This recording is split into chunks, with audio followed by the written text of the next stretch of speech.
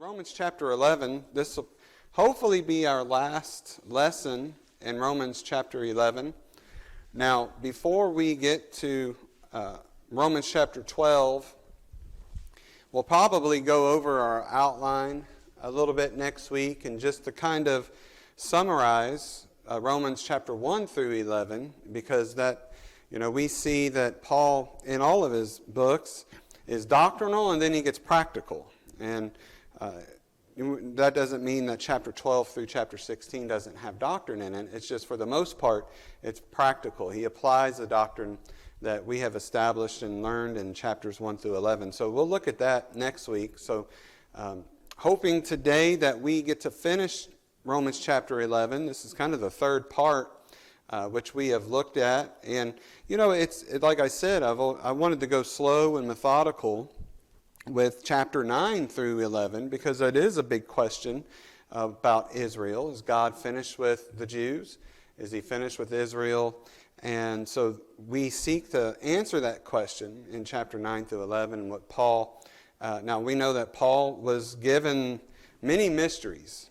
Now mysteries are, they're spiritual truths concealed in physical things. That's what a mystery is. So there's a truth there that can be extracted if it's a physical thing, or just like a parable, or the fact that there was the dietary law. Was there a spiritual truth with the dietary law that would apply later? And we see that was. So many things that we are revealed about the Jews in chapter 11. But before I keep going, turn with me. Now, hold your place here in Romans chapter 11. Turn with me to Deuteronomy chapter 14. Deuteronomy chapter 14, verse 2.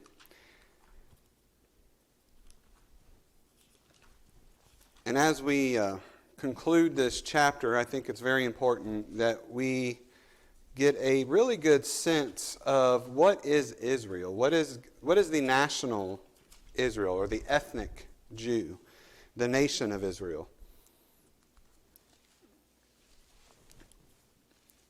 So we're going to set up this truth in Deuteronomy chapter 14, verse 2.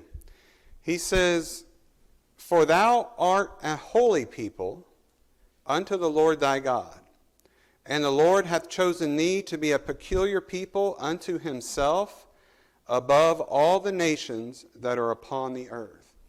And one of the things that, when you look at that, who is he talking to? Who has God made holy? Who has God chosen? The nation of Israel. Why is it the nation as a whole? Because he compares Israel with the other nations. So we can already know God is talking about the physical nation of Israel, that God had given blessings to them. Now, look at Deuteronomy, come back to chapter 7, verse 7. Actually, look at verse 6. Deuteronomy chapter 7, verse 6. He says, "For thou art a holy people." Now, holy, I want to stop right there. Holy means sanctified. Holy means that it has been set apart for the purpose for God to use. Okay? And you remember that they sanctified Mount Sinai. How can you sanctify an inanimate object? Well, all that means is that it's been set apart for God's purposes and for God's use. So verse 6, "Thou art a holy people." You've been separated unto him. "Unto the Lord thy God. The Lord thy God hath chosen thee to be a special people unto himself above all people that are upon the face of the earth.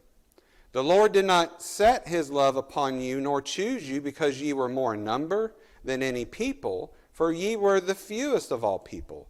But because the Lord loved you, and because he would keep the oath which he had sworn unto your fathers, hath the Lord brought you out with a mighty hand, and redeemed you out of the house of bondmen from the hand of Pharaoh, king of Egypt."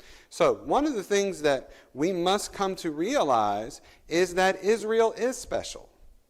that God had chosen the physical nation, all of it, in the past, to be a peculiar people, to be holy, separated, sanctified to Him amongst all the other nations.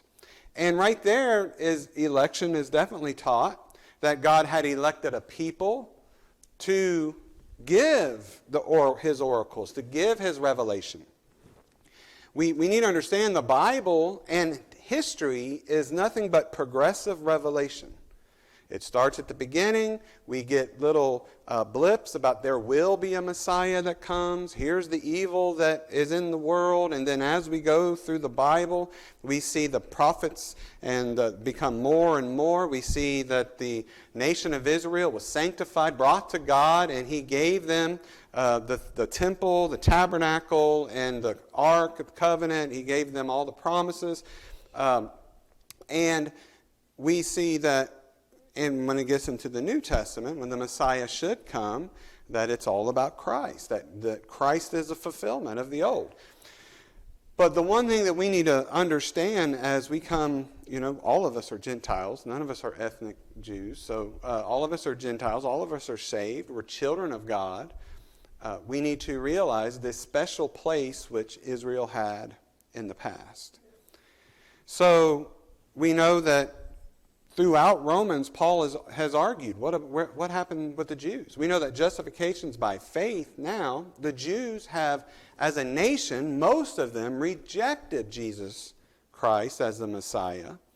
And so now we see an incredible missionary journey that's happening, that the gospel's going out to the Gentiles. Gentiles are being saved. It's going into nations, into countries that were not previously considered the people of God. By looks, by action, by whatever they were. They were just not people of God, but now they are people of God. So Paul has brought out that the Jews felt that they had this entitlement to always be the people of God. And they more or less have missed the mercy. They more or less missed the unconditional election. And so I believe that that's what we are looking at. Now, Paul had said in Romans 3:1, what advantage then hath the Jew? If we're justified by faith, and it's the circumcision of the heart and not the outward circumcision where you are a Jew, well, what's the advantage of being a Jew then? And Paul had said much in every way, that there is an advantage, that you were committed the oracles of God. And so God had blessed them. God's always blessed them. Israel, that He had chosen that group of people, the people group. He gave them the law, He gave them the prophets, He gave them the tabernacle, He gave them all the things, and so God had blessed them. Now, even when Jesus Himself came and He preached, who did He preach to? Who did He witness to? He witnessed to the Jew first. In Matthew 15:27, Jesus said, I am not sent but unto the lost sheep of the house of Israel. So, and in Romans, Paul says that, actually, if you're still in Romans, we all know this one, Romans chapter 1.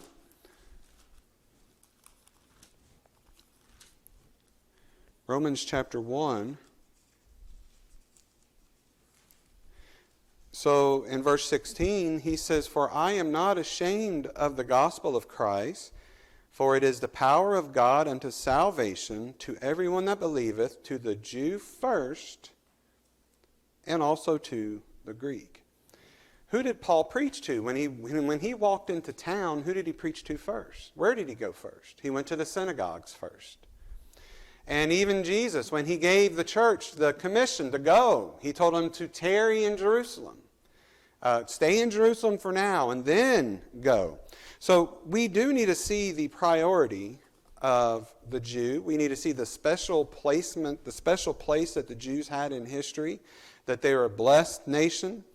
And that will help us go on. And if you come back to Romans chapter 11, I believe that that'll help us get a sense of what is being taught here. In Romans chapter 11, verse 16, For if the first fruit be holy, the lump is also holy, and if the root be holy, so are the branches. Now, when he's talking about the first fruit, he's talking about a Levitical tradition of bringing the first fruit, and then after that, the lump is holy. Now, remember, we looked at that word holy. We looked at that word as being set apart to God, that God has given a special designation. And so he has, up until this point, been talking about the natural Jew. He really has. He's in verse 15, he says, "For if the casting away of them," he's talking about the natural Jew, "be the reconciling of the world," and we know that world means nations, "what shall the receiving of them be but life from the dead? For if the first fruit," and we believe that to be Abraham and the patriarchs, who God chose them. "If the first fruit be holy, the lump is also holy. And if the root be holy, so are the branches." So this is talking about both of these examples are talking about the same thing. They're talking about Abraham or the patriarch that God had chosen in times past to bless the peculiar nation of Israel, and the branches. So all of these people are holy. Now, we read that, didn't we? In Deuteronomy 14, it says that you are a holy people, that he has called them. Now, was everybody in Israel saved? No. He's just talking about the nation as a whole. So Paul is going on to say this in verse 17, "If some of the branches be broken off, and thou, being a wild olive tree, were grafted among them, and with them partakest of the root and fatness of the olive tree." Now, we're getting to a different example right now, a different illustration. Now he's talking about olive trees. Now, the good olive tree is God's covenant people. The good olive tree are God's elect. They are the ones that the Lord has saved. These are the spiritual covenant people. That's the good olive tree. Now, there were natural branches broken off of these covenantal promises. And those natural branches is Israel. Physical Israel. They were broken off. And now, being a wild olive tree, talking to the Gentiles, we were not in that initial promise, that initial holiness which God had made with the nation of Israel. We were outside of the commonwealth of Israel. And he says, "Being a wild olive tree, were grafted in among them, and with them partakest of the root and fatness of the olive tree." So now we're taking part of the blessings, being Gentiles that were now in the blessings of God's people. And it says, "Boast not. So therefore boast not against the branches, but if thou boast, thou bearest not the root, but the root thee." Now here is, let me find which page I really want to be on here. Here is the thing about that. The Jews did not receive an advantage because of the Gentiles. The Jews never received an advantage because of the Gentiles. When it says that do not boast against, but you do not bear the root, but the root thee. The branch does not feed life into the root. The root feeds life into the branch. And so we cannot, as we've been grafted into God's covenant people, we're not somebody that's that big and special to give life to the root. We're not the reason that salvation is alive today. Just because we have come to the Lord as our personal Savior. Really, what this is talking about, instead of pride, instead of being proudful that we are now the people of God, be fearful. Because look at what God has done. In verse 19, he says, "Thou wilt say then, the branches were broken off that I might be grafted in." Some could get into their minds that, well, Israel was not special. I was special, so they were broken off, so me being special can be grafted in. And but he says, well, but because of unbelief they were broken off. That's the reason.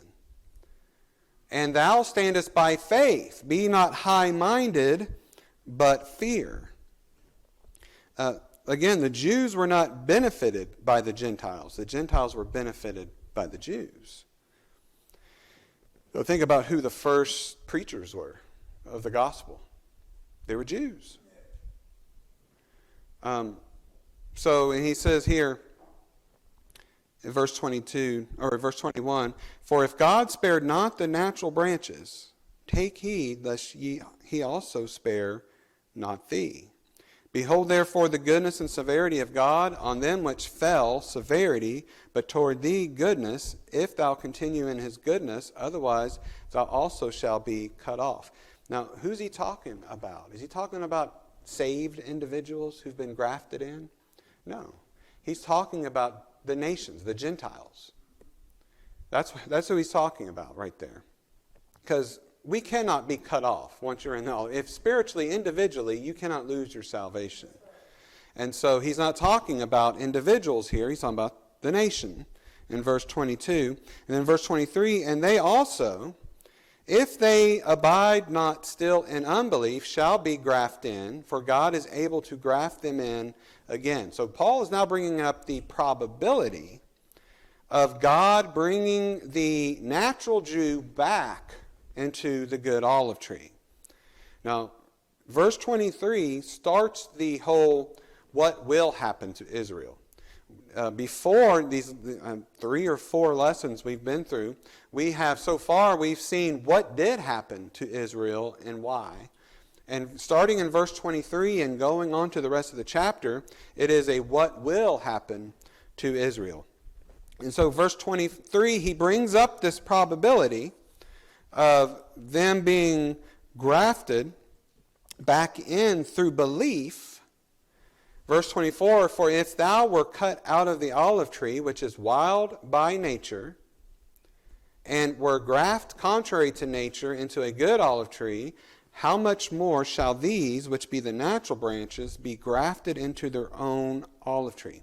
Now it's a remarkable illustration there. I don't know how many of you all actually know anything about the horticulture aspect of grafting things. I don't know that much.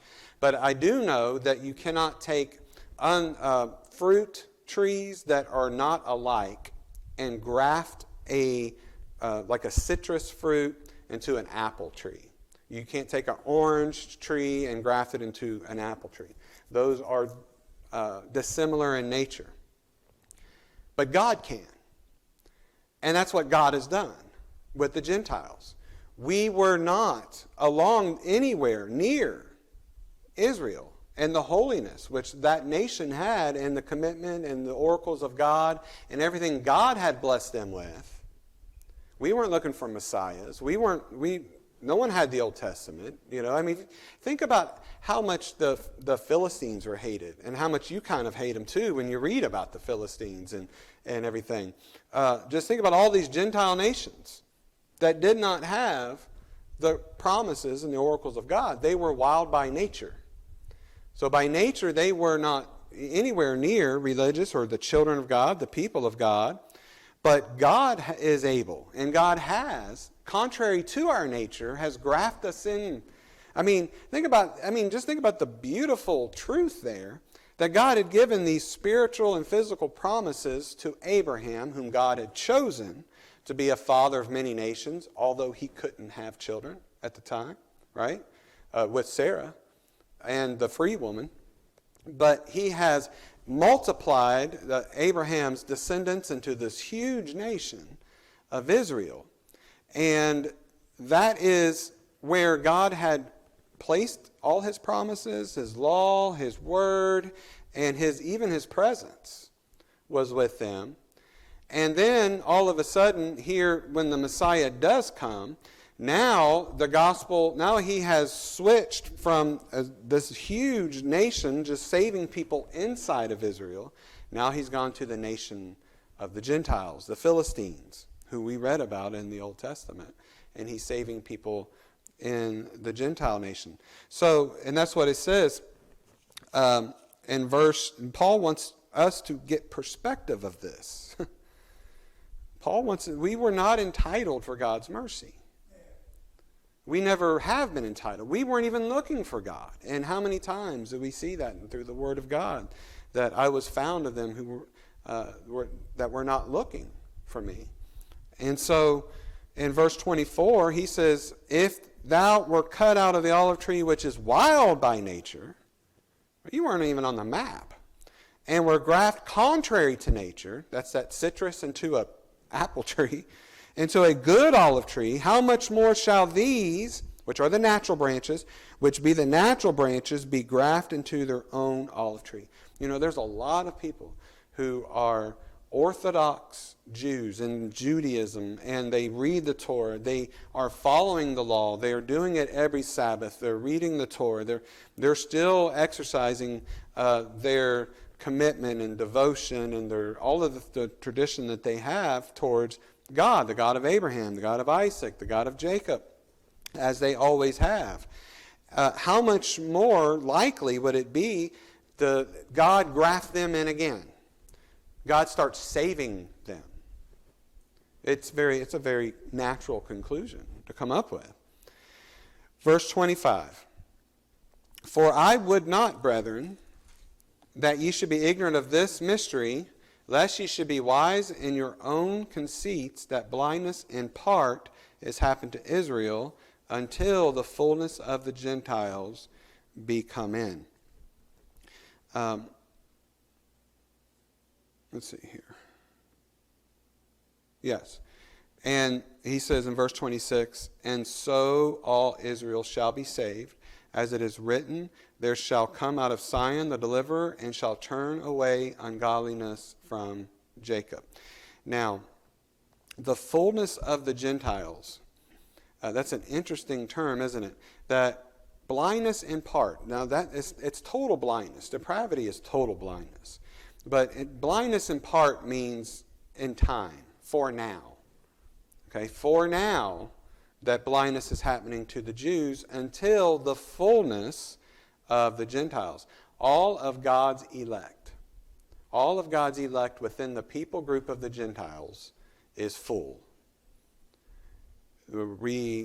Paul's getting prophetic. He thinks that God will take away their blindness. Once the fullness of the Gentiles have come in verse 26, and so all Israel shall be saved. When God takes away the blindness of whoever his remnant are, of the natural Jew, the physical Jew, there's a remnant. Not all of the physical Jews will be saved. Those who were elected to be saved will be saved. And when that happens, the blindness, you're not saved and blind at the same time. God has to take away your blindness before you can be saved. And so when that happens, in verse 26, so all Israel shall be saved.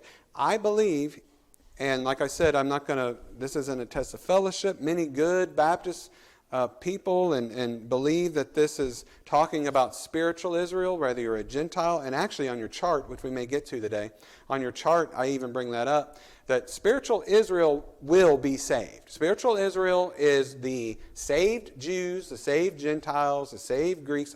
Anybody who's saved is spiritual Israel. And we've all come under one covenant promise that God has made. Whether you are a natural Jew who is saved, the Lord has saved, you're still spiritual Israel. Because a Jew is not a Jew who is one outwardly, but inwardly. Okay? Or you're a Gentile who's been grafted in, contrary to nature, into the covenantal promises that God made to Abraham. We're spiritually children of Abraham. We may not be physically children of Abraham, but that's not where the buck stops. That's not the most important thing. The most important thing is to be a spiritual child of Abraham, not a physical child. And so he says in verse 26, I believe he is wrapping up his thought that he started in verse 2. God hath not cast away his people which he foreknew. What ye not, what the scripture saith of Elias, how he maketh intercession of God to God against Israel, saying, Lord, they have killed thy prophets, ding down thine altars, and I am left alone, and they seek my life. But what saith the answer of God unto him? I have reserved to myself 7,000 men, who have not bowed down, or who have not bowed the knee to the image of Baal. Even so, then at this present time, also there is a remnant according to the election of grace. And he's talking about the physical Jew. He's got a person, and it's not, he has individuals. He saves individuals. There is a physical Jew remnant. Right now, it's the age of the Gentiles. So that makes us believe that there will be a lot of Jews saved there after the fullness of the Gentiles. But I believe verse 26, that's what he's saying. I don't believe it's safe to go either way. It really is. If you go with all of spiritual Israel, that's safe. And there's really good points for that. If you're going with those whom he is specifically talking about in verse 2 through 4, the physical remnant, the physical Jew, which he has a remnant according to election, you can do that too in verse 26. And so, here's my conclusion. Here's the whole summary of the matter. All Israel shall be saved. As it is written, there shall come out of Zion the deliverer, and shall turn away ungodliness from Jacob. For this is my covenant unto them, when I shall take away their sins. As concerning the gospel, they are enemies for your sakes, but as touching the election, they are beloved for the Father's sakes. For the gifts and calling of God are without repentance. That means they're still intact. He's not rescinded his promises. For as ye in times past have not believed God, yet have now obtained mercy through their unbelief, even so have these also now not believed. Who's he talking about? The physical Israel. That through your mercy they also may obtain mercy.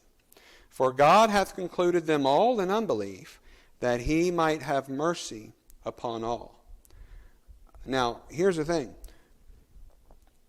That really needs to get communicated. No matter which social group you're in, people group, which nation you're in, who your mom and dad are, who your grandparents are, your lineage, your heritage, whoever you are, whoever you identify as on this earth, this right here, this lesson needs to get taught to you. Verse 32 says, for God hath concluded them all in unbelief, that he might have mercy upon all. Now, I brought this up a little bit last week, and this is a conclusion statement. But he restates that God's mercy is not something that we are entitled to in verse 32.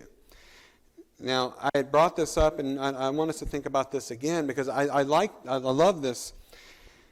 God, we know, had appointed this nation of Israel, loved them, blessed them. He gave them the covenant from Mount Sinai, and he gave Abraham the covenant of grace, the spiritual promises and the physical promises. Now, the covenant he gave Abraham, even though it was before the covenant which he gave on Mount Sinai, the covenant of works. Now, the covenant that he gave Abraham is still going. That's not the Old Testament. That's not the Old Covenant. The Old Covenant is the one he gave from Mount Sinai. The covenant that's still going and that he's going to completely complete is the covenant that he gave to Abraham.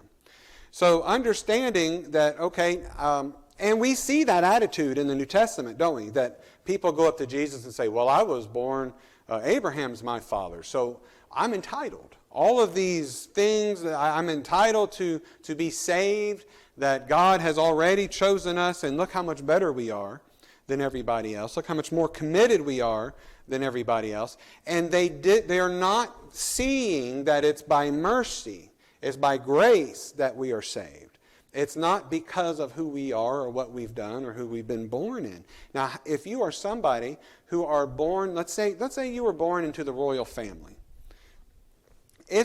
you're going to need to learn the lesson that you're not entitled to be saved. You're not entitled for God's forgiveness. You're not entitled for God's love. And so I believe, that's what Paul says, the depths of the riches in verse 33, both of the wisdom and knowledge of God. It's amazing to see this thing. Now, I don't know how many of you all still have the chart. I don't know if you all need it. I don't have my helpers with me. That if you do need one, I can put some down here. Maybe Brother Richard will hand them out for me. If y'all still need a chart. Thank you, Brother Richard. And so we'll definitely finish this.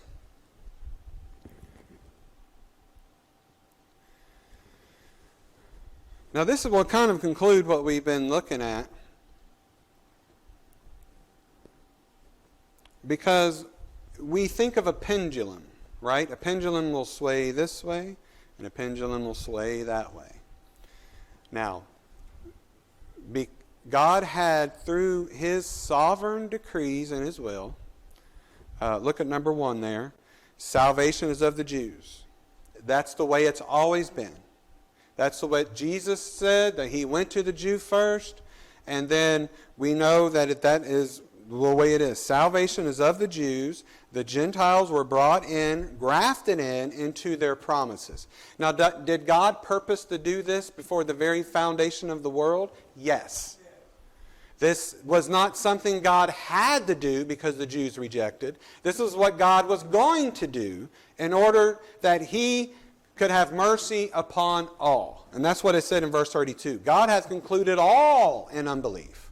Okay? So number 1, but the Jews are a privileged people.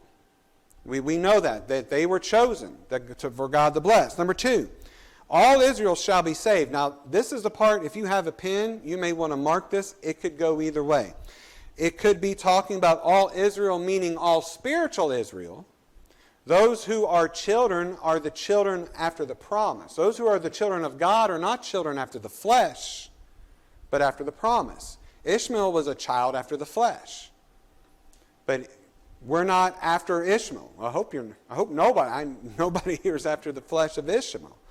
But we're all after the spirit of promise through Isaac, right? So, when it says all Israel shall be saved, you could be talking about all spiritual Gentiles. That's what it says, Gentiles spiritually, and the natural Jews spiritually. A Jew is not saved because he's a Jew. A Jew is saved because he has like faith in Abraham, because he's a spiritual Jew. In Galatians 3:28 says, there is neither Jew nor Greek, there is neither bond nor free, there is neither male nor female, for ye are all one in Christ Jesus, and if ye be Christ, then are ye Abraham's seed, and heirs according to the promise. Now, whether you're a natural Jew, who it didn't, but by nature, God went ahead and grafted you into the good olive tree, you've not been broken off, or that you are wild by nature. You're just a completely different tree altogether. But God, contrary to nature, has grafted us into the good olive tree. But it's all the promises that He gave to Abraham. Now, number 3, God extended mercy to the Gentiles through the disbelief of the majority of the Jews. This was God's plan. Okay? God would extend mercy to the Gentiles. Now, not only did God orchestrate their disbelief, the blindness, to reach out to accomplish all His will to the Gentiles, but it also was teaching the Jews a lesson. And to don't be so quick to think you're entitled. Mercy is not an entitlement thing. You beg for mercy no matter who you are. So, the tide has changed. It used to be the majority. It used to be the majority of the Gentiles did not believe, and the Jews did. Remember the Old Testament? Now it's the other way around. Now the majority of Gentiles believe, and the Jews don't. So imagine the Old Testament if it were played out like that. Could you imagine that? If the Jews were the only people of the earth that didn't believe in the Messiah, who weren't the ones who were chosen, but it was everybody else, that's what happened. Now, Soon, though, in number 4, what we just read is that God is going to flip it back around. So that's that circle.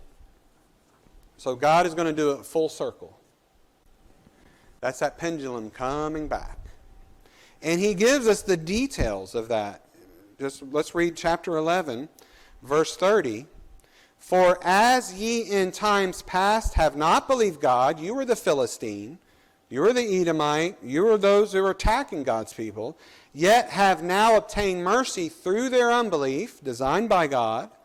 Even so have these also now not believed, that through your mercy they may also obtain mercy. For God hath concluded them all in unbelief, that he might have mercy upon all. That's the big statement right there. God hath concluded them all in unbelief. All. No matter if he gave you the oracles of God. He gave you the advantages. He gave you the advantages of being raised in a Christian home and all of that. Those are blessings, but those things do not lead you to eternal life. Those things are not salvation. Those things do not purge your sin from you. All need God's mercy, no matter who you grew up to be, no matter who you've been. And then he goes on, and Paul, actually now he celebrates, because I think Paul even now is saying, whew, our God is a wonder, isn't he? The wisdom, the depths of the wisdom of God and the mercy of God. I mean, this is just a small little slither of God showing us his wisdom.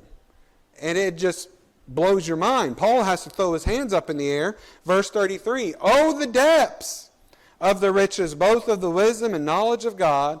How unsearchable are his judgments, and his ways past finding out. For who hath known the mind of the Lord, or who hath been his counselor, or who hath first given to him, and it shall be recompensed unto him again? For of him, and through him, and to him are all things, to whom be glory forever. Amen. One of the things that I know, I've seen it in my life, and it breaks my heart, and it makes me thank the Lord that I've not thought this way before. But here's Dad, my dad, gave his entire life to the ministry. I mean, he gave up a big job in Cincinnati, and he came down kind of like Abraham, not knowing where he was going to land, but by faith he came down to Lexington, went to LBC. He gave his life to the ministry. And there at the end towards his life, he got Parkinson's. And it just, you could see that he suffered. He was suffering through it. This great educator, this mind that he had, could not even say a sentence. And you could see the frustration. I mean, you've been an educator for 50 years, and then you're not able to talk. You could see the frustration in his. And then, I'm not going to say who, but some of my family got angry towards God. How could God do this to this man who has sacrificed his whole life? And this is the way that God repays him. And it exposed an immaturity, a spiritual immaturity. That kind of thinking exposes a spiritual immaturity because you're not seeing the bigger picture. And today we just hit on that bigger picture. That God hath concluded all in unbelief, that he may have mercy upon us. Here's the thing, is it's not about us. It's about God. It's about God receiving the glory. If there is something in your life which God will receive glory from, that pleases God. And he will use it in your life because who is it ultimately about? It's about God. It's not ultimately about my situation. It's about the glory which God will receive from my situation. That's who it's about. Life's not about me. Life's about Him. And once you can get the maturity to understand that, bring it in, then you're going to say, you know what? God received glory giving Dad Parkinson's. Because there he was, a preacher of many, many years, and some of his best sermons was when he was not able to talk. When he could only give one or two sentences. And those one or two sentences God used like an arrow straight through your heart. And it knocked me back.